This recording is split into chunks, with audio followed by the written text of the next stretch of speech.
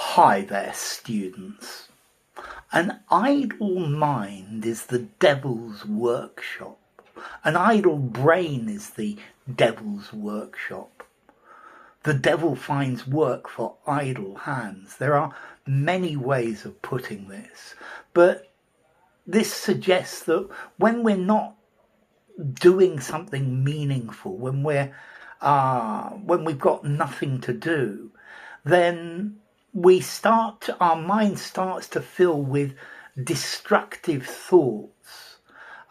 It's saying that idleness, that not doing things, can lead to trouble, can lead to temptation, can lead to difficulty. And I think this is the idea of the Protestant work ethic, where if you're working, that's good for your soul. Hard work is something that's good for your soul. And idleness is the devil's workshop. So a workshop is a place where you make things. And if your mind is idle, your brain is idle, you're not doing things, you're not keeping your mind occupied, then the devil starts to create all sorts of ideas in your mind. A person who doesn't keep themselves busy is more likely to get into trouble. When you're not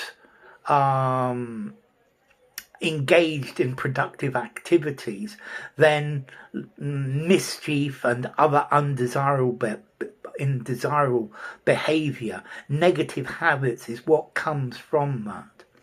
After being fired from his job, he started to get into trouble with the law, proving the proverb, the old saying that an idle brain is the devil's workshop. The teacher advised the students to always be engaged in extracurricular activities during the summer, because an idle brain is the devil's workshop. After he retired, he took up gardening to keep himself busy, because he believed that an idle brain is the devil's workshop. A lack of job opportunities led to increased crime, which illustrates the idea that an idle brain is the devil's workshop. The parents discouraged their children from not participating. They encourage them to participate in sports and all things, knowing that an idle brain is the devil's workshop, and they wanted to keep them out of trouble. Let's see, there are different ways to say this. Idle hands are the devil's playthings. If your hands are idle, then the devil will teach them to play. The devil finds work for idle hands. Satan finds some mischief still for idle hands to do. So there are all sorts of ways of doing it. But it's saying that when you've got nothing to do, you're much more likely to get into trouble.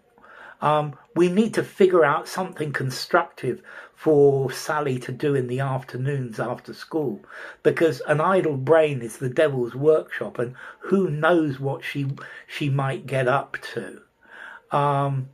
When I'm off from school, when it's the school holidays, my grandmother is always trying to get me out of the house, while reminding me that an idle brain is the devil's workshop. So we need to keep our kids busy with various jobs and activities during the summer break, because idle hands are the devil's workshop. The devil's workshop, the place where bad things are put together, where bad things come about. So inactivity, lack of productive work leads to trouble. It leads to mischief. It implies that an unoccupied mind starts to think about bad things, and keeping people engaged is a way to prevent harmful behaviour, to prevent unconstructive behaviour. So an idle brain is the devil's workshop. I think I'm going to give it a 6 in Formality, although I think you could use it anywhere. It's warning about the dangers of idleness. It's the Protestant work ethic. So, an idle brain, an idle mind is the devil's workshop. Bye for now.